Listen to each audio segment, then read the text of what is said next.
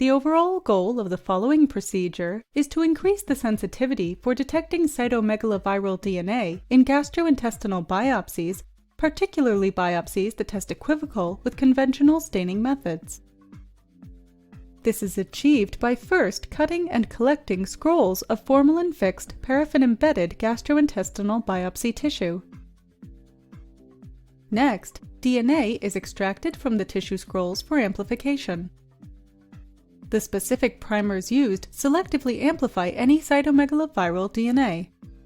When conventional methods used on gastrointestinal biopsy tissue demonstrate equivocal results, this sensitive method can detect cytomegaloviral DNA. The main advantage of this technique over other methods in the field, such as hematoxylin and eosin and immunohistochemistry, is that this method does not involve the interpretation of non-classic appearing staining patterns on the slide. Demonstrating cutting of gastrointestinal biopsy tissue will be Zeynep van Hoorn, a histotechnologist in the laboratory.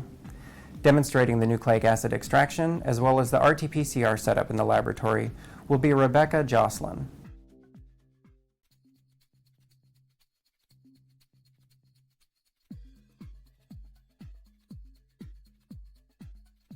For this protocol, have ready FFPE-GI biopsy tissue blocks sitting on crushed ice. First, label a microfuge tube for each sample block with the tissue block's identification number.